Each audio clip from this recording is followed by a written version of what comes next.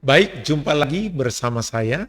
Kita akan belajar tentang bagaimana Alkitab kita yang kita percayai, Alkitab yang menjadi dasar iman kita, bagaimana Alkitab itu tersusun secara progresif, teratur, dan memiliki kurun waktu yang tak terbatas.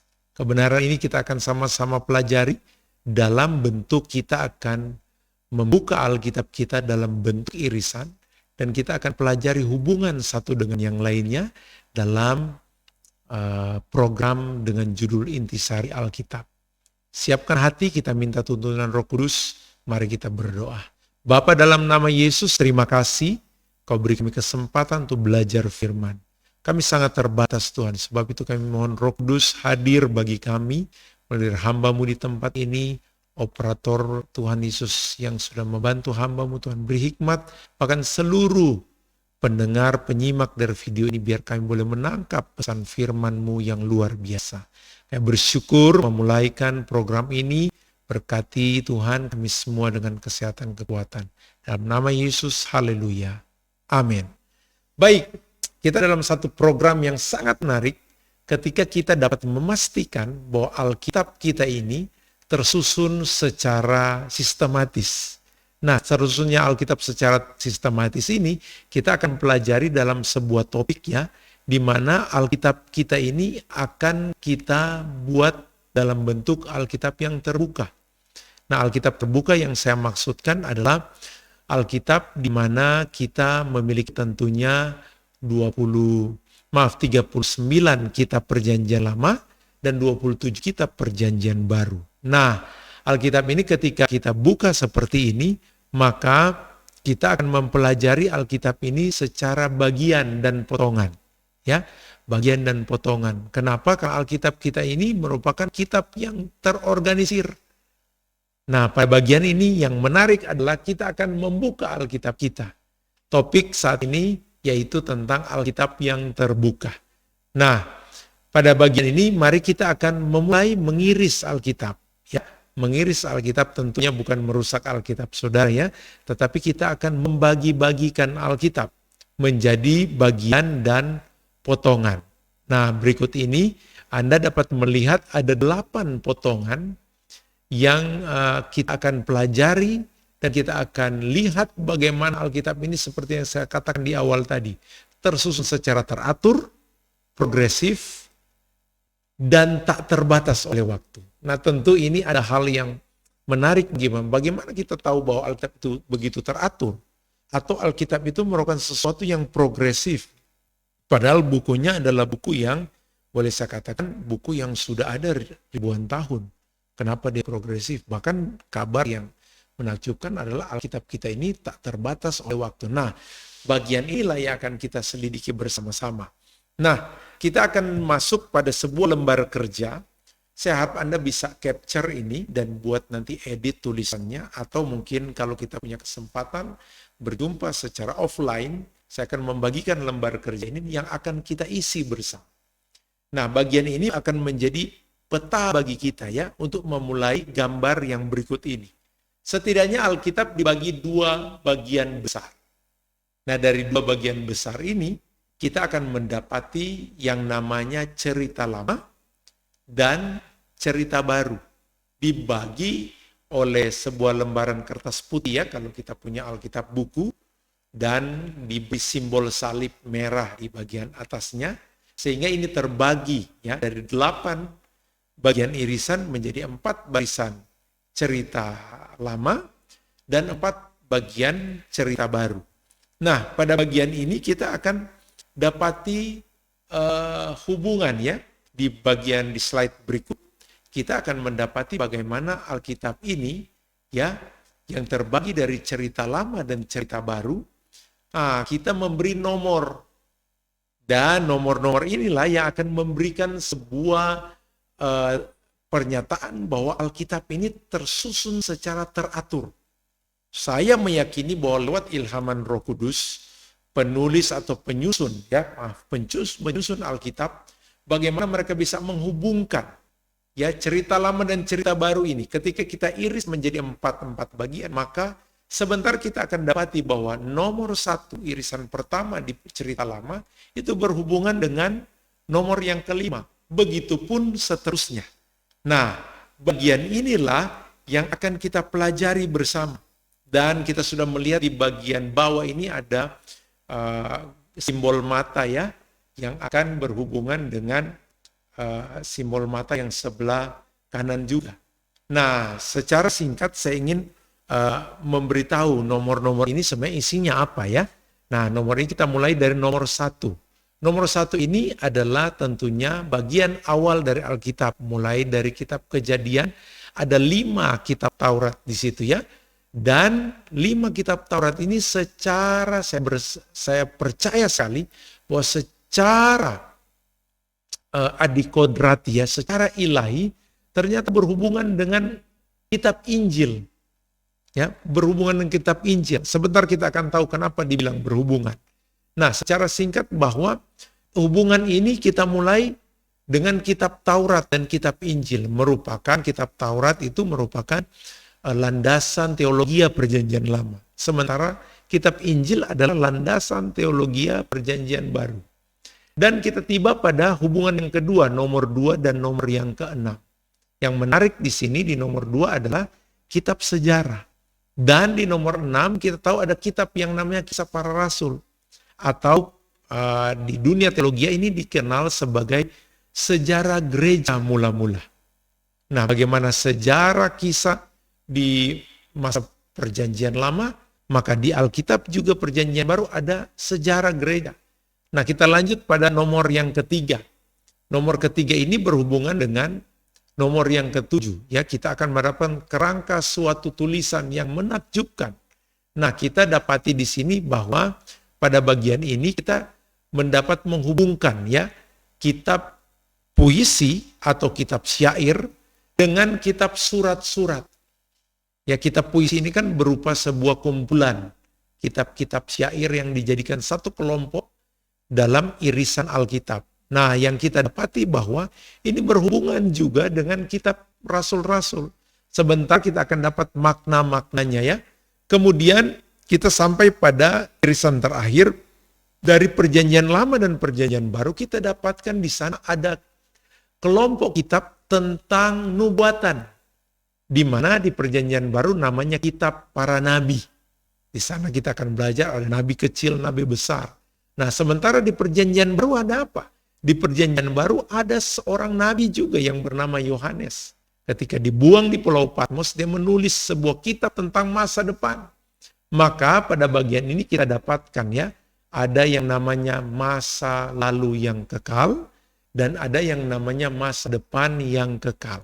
Nah, hubungan ini adalah hubungan yang menurut saya menakjubkan. Ini adalah kebenaran mendasar bagi Anda orang Kristen. Bagi kita yang belajar Alkitab, bahwa Alkitab kita itu tidak tersusun secara sembarangan, tetapi tersusun secara menakjubkan. Nah, kita akan masuk lagi pada kebenaran berikutnya, bahwa kita akan dapati bahwa ada akronim-akronim yang dipasangnya, mulai dari huruf A, B, C, dan seterusnya di lembar kerja kita. Nah, kita akan mulai dari bagian awal, bahwa ada angka 1600 di slide kita. Apa maksudnya? Alkitab kita itu merupakan kisah yang disusun selama 1600 tahun. Secara detail bahwa Perjanjian Lama itu ditulis selama 1500 tahun. Sementara Perjanjian Baru ditulis selama kurang lebih 100 tahun. Sehingga kita jumlahkan menjadi 1600 tahun.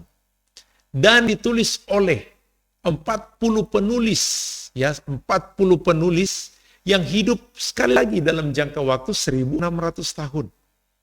Kita simpan fakta ini ya, bahwa Alkitab ditulis oleh 40 orang penulis dengan latar belakang berbeda-beda. Di slide ini Anda bisa lihat ada orang biasa, ada pedagang, ada imam, ada pemangkas pohon, ya, ada yang katanya pemungut buah arah. Ya, kemudian ada yang seorang raja, pemimpin militer, ada yang seorang pujangga, bahkan ada yang seorang bankir.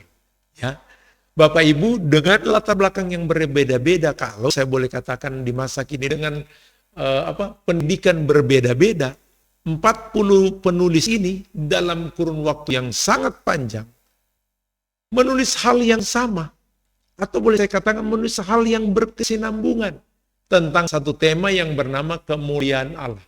Sekali lagi ini menakjubkan. Kenapa? Dalam waktu yang panjang, penulis yang banyak, mereka punya latar belakang berbeda-beda. Bahkan saya katakan bahwa mereka tinggal di 3 benua yang berbeda. Artinya mereka bahkan budaya, latar belakang budaya berbeda-beda, tetapi mereka membicarakan tentang namanya kemuliaan Tuhan. Nah, ini hal yang membuat kita menarik Anda untuk jangan sekalipun Anda meninggalkan seminar ini atau materi ini. Kenapa? Karena kita akan mendapatkan setidaknya kebenaran-kebenaran berikut ini. Yang secara saya yakin sekali, secara adikodrati ini dibuat dengan secara seksama teliti. Nah, kita mendapati tadi yang saya bilang cerita lama, cerita baru. Nah, di Alkitab kita tentu kita dapat 2 bagian besar di Alkitab kita. Bagian besar pertama namanya Perjanjian Lama, ya. Bagian besar kedua namanya Perjanjian Baru. Atau dalam kebenaran ini kita dapat katakan ini seperti kontrak lama, ya, kontrak Tuhan dan ciptaannya yang lama dan kontrak Tuhan dengan ciptaannya yang baru.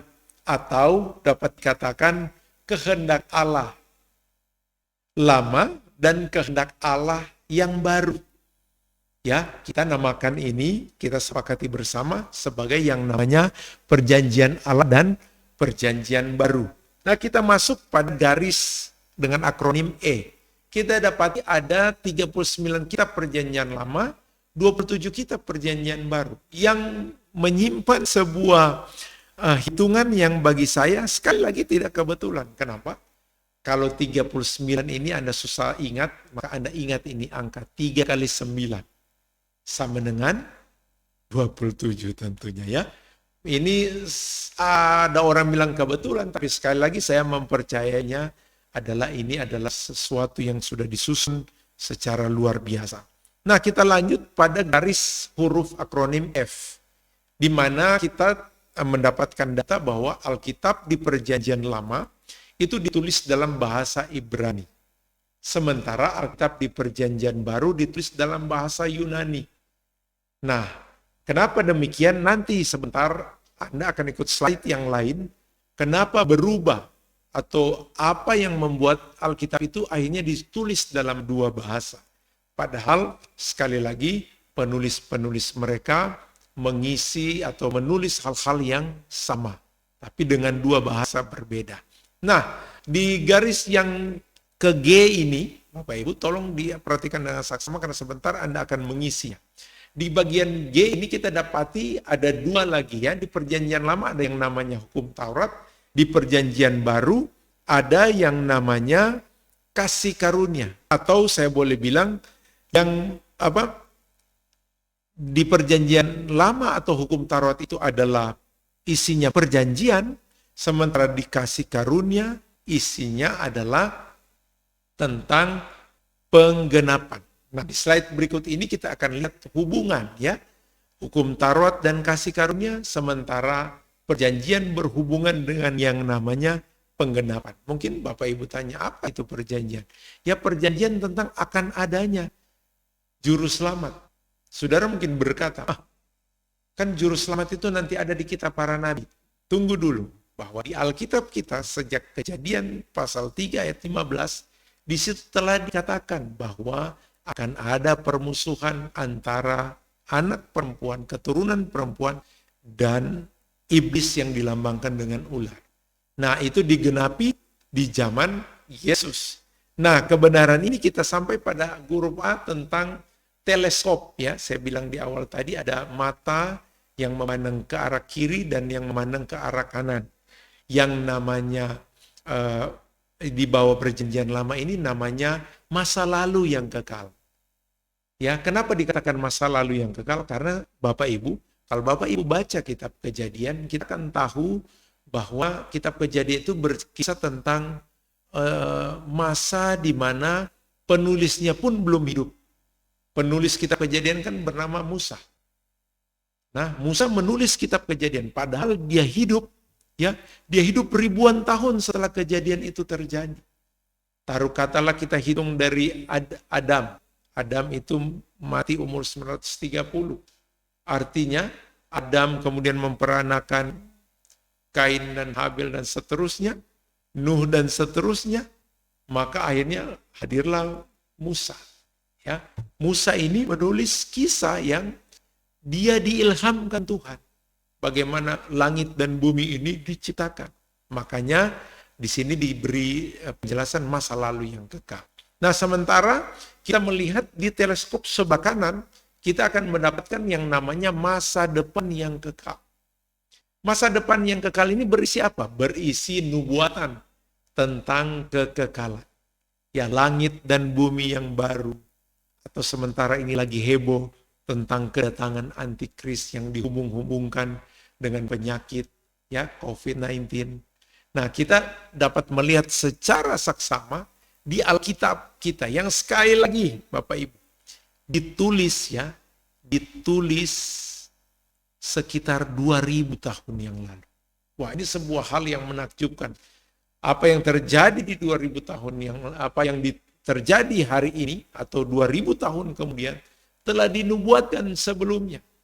Nah, kita setidaknya mendapatkan hal yang detail. Kalau Anda lihat ada logo di sini, ada mikroskop, maka saya ingin menyampaikan bahwa di Alkitab kita ada yang namanya hal yang detail, ya, yang menjadi patokan kita semua, yang ada dalam kitab Kejadian pasal 12. Ada apa di sana Bapak Ibu? Nanti sebentar kita akan pelajari ya tentang kisah seorang tokoh sentral. Ya, saya boleh katakan ini salah satu tokoh sentral yang menjadi figur yang disebut-sebutkan bahkan oleh agama Samawi, ya, oleh agama Kristen dan Muslim. Maka nama Abraham atau dalam lafal lain disebut Ibrahim menjadi seorang tokoh yang menjadi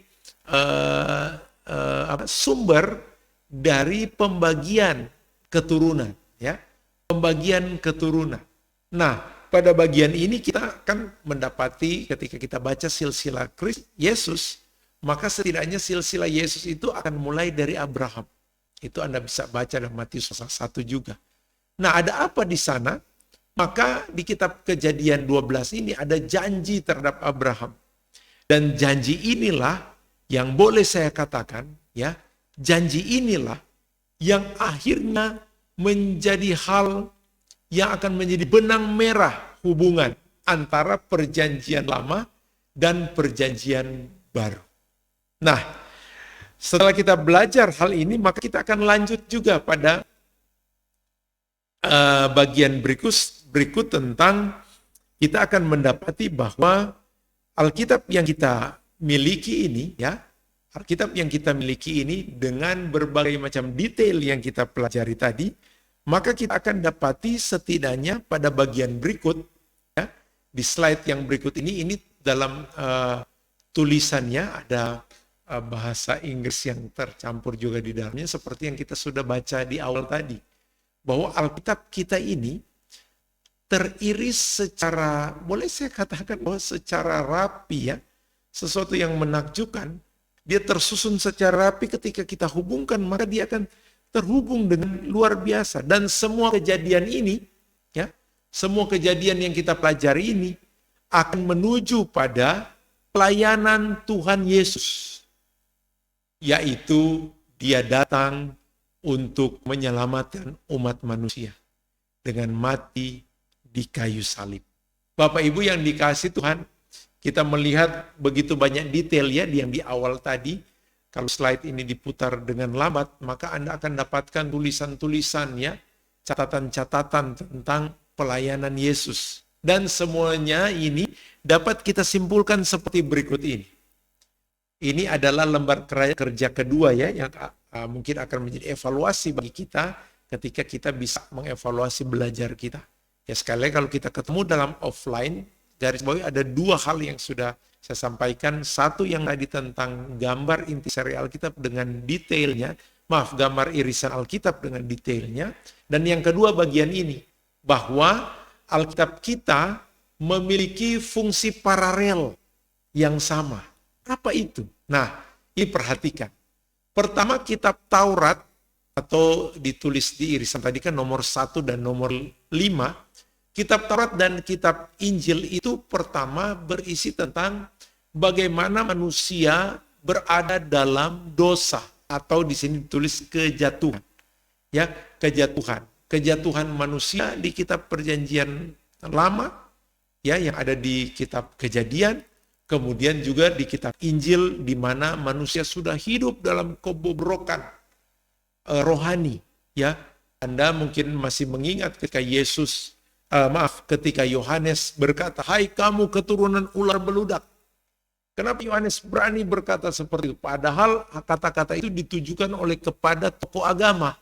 Ya, dia kata, "Hai kamu keturunan ular beludak." Kenapa? Itu memberi pesan bagi kita bahwa masa-masa itu keadaan di mana kebobrokan rohani.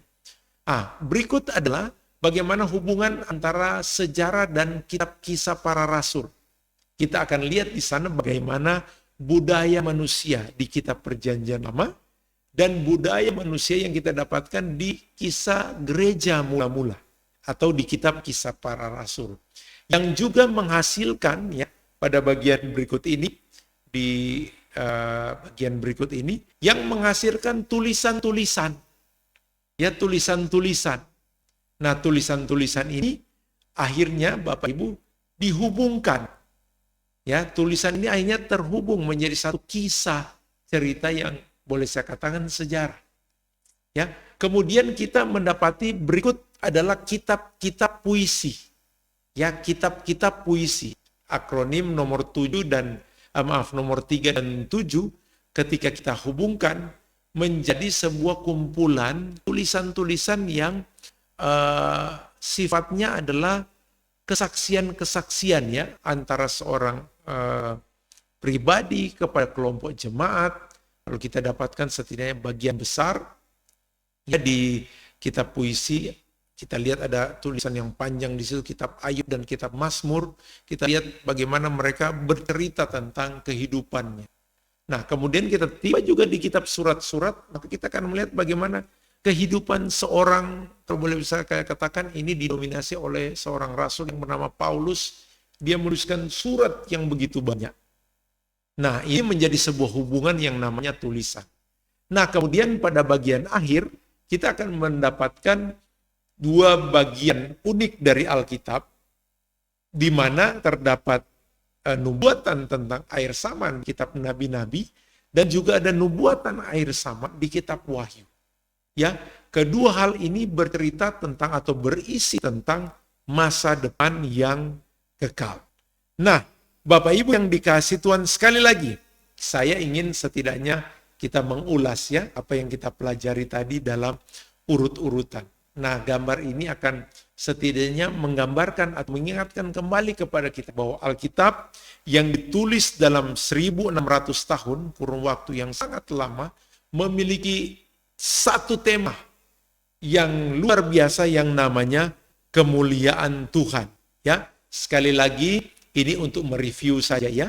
Mereview saja, Anda bisa lihat slide ini bagaimana Alkitab ditulis dengan dua bahasa, berhubungan antara hukum Taurat dan kasih karunia.